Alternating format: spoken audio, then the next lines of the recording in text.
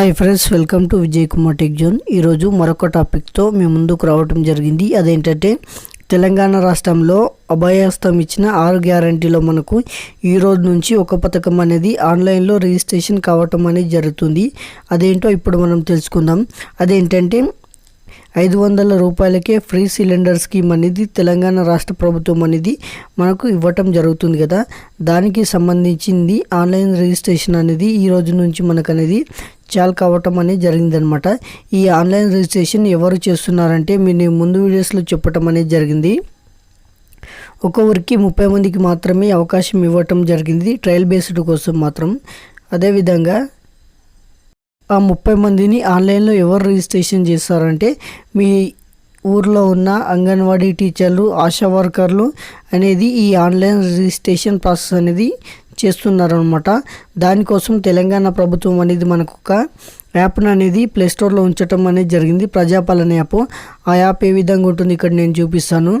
వీడియోను ఎక్కడ స్కిప్ చేయకుండా చూడండి, అప్పుడే మీకు కంప్లీట్ ప్రాసెస్ అనేది అర్థం అనేది కావటం అనేది జరుగుతుందన్నమాట. వీడియో నచ్చితే ఒక లైక్ చేయండి. ప్లేస్టోర్లోకి వెళ్ళిన తర్వాత ఇక్కడ మీరు ఎంటర్ చేయండి ప్రజాపాలన మొబైల్ యాప్ అని. ఈ విధంగా మీకు అనేది రావటం అనేది జరుగుతుంది. ఈ విధంగా వచ్చిన తర్వాత ఇక్కడ నేను చూపిస్తాను. ఈ విధంగా ఇంటర్ఫేస్ అనేది ఉంటుంది. ఇంకా ఫీల్డ్ వెరిఫికేషన్ అని కనబడుతుందా, దీనిపైన మనం క్లిక్ చేయాలన్నమాట. దీనిపైన క్లిక్ చేస్తే నెక్స్ట్ మనకి ఈ విధంగా లాగిన్ ఐడి రావటం అనేది జరుగుతుంది. ఈ లాగిన్ ఐడి ఎవరికి ఇచ్చారంటే మీకు మీ ఇంటి దగ్గరలో ఉన్న ఆశా వాళ్ళకు, అంగన్వాడీ టీచర్లకు అనేది ఈ మొబైల్ నెంబర్తో వాళ్ళు రిజిస్ట్రేషన్ చేసుకొని లాగిన్ ఐడి అని వాళ్ళకి ఇవ్వటం అనేది జరిగింది. వారి యొక్క మొబైల్ నెంబర్ అనేది ఇక్కడ ఎంటర్ చేసి లాగిన్ పైన క్లిక్ చేయాలి.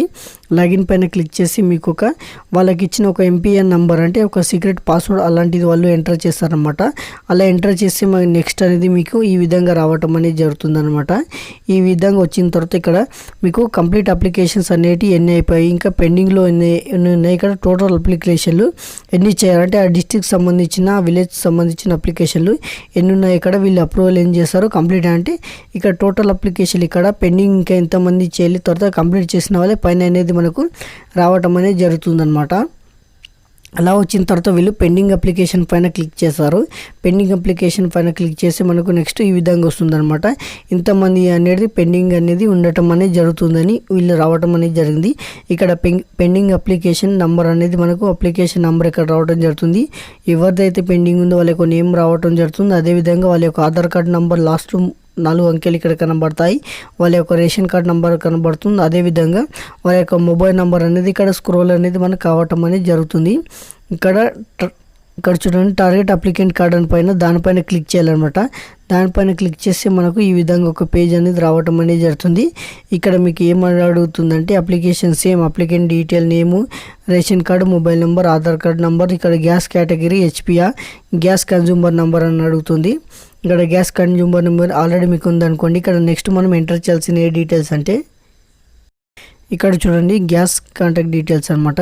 ఇక్కడ మీ యొక్క గ్యాస్ కంపెనీ నేమ్ అనేది ఇక్కడ ఆల్రెడీ హెచ్పి ఉంది కాబట్టి హెచ్పి ఇచ్చేసిన తర్వాత గ్యాస్ ఏజెన్సీ నేము, గ్యాస్ కస్టమర్ నెంబర్ అనేది మనం ఇక్కడ ఎంటర్ చేసి సేవ్ పైన కొట్టాలి. సేవ్ పైన కొడితే మీకు ఆటోమేటిక్ అనేది రావటం అనేది జరుగుతుంది. మేము ఆల్రెడీ ఒకటి అప్లికేషన్ అనేది చేసాము, అది కూడా మీకు నేను చూపిస్తాను.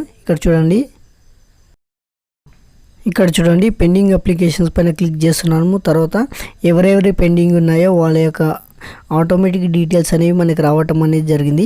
అలా డీటెయిల్స్ వచ్చిన తర్వాత ఒకరిని తీసుకోవటం జరిగింది. ఒకరిది మాత్రం తీసుకున్న తర్వాత వారి యొక్క అప్లికేషన్ నెంబర్, అదేవిధంగా వాళ్ళ డీటెయిల్స్ అనేవి మనకి ఇక్కడ రావటం అనేది జరిగింది. తర్వాత వాళ్ళ యొక్క గ్యాస్ కస్టమర్ నెంబర్ అక్కడ ఎంటర్ చేస్తున్నాము. అదేవిధంగా వాళ్ళ యొక్క గ్యాస్ కంపెనీ నేమ్ మనం అక్కడ ఎంటర్ చేసాము. మళ్ళీ ఆల్రెడీ ఉంటుందన్నమాట. ఏదైనా మిస్టేక్ ఉంటే అలా తర్వాత సేవ్ డేటా పైన క్లిక్ చేయాలి. ఇక్కడ స్టేవ్ డేటా పైన క్లిక్ చేస్తే ఇక్కడ మనకు ఒక ఆప్షన్ రావటం అనేది జరుగుతుంది. సక్సెస్ఫుల్లీ రిజిస్టర్డ్ ప్రజాపాలన అని కనబడుతుంది అనమాట. అలా వచ్చినంత వరకు హోల్డ్ చేయండి. అలా వస్తేనే మీ అప్లికేషన్ అనేది తెలంగాణలో ప్రజాపాలనలో మహాలక్ష్మి స్కీమ్స్కి అనేది ఎలిజిబుల్ అనేది కావటం అనేది జరుగుతుంది అనమాట. ఇక్కడ చూడండి ఇక్కడ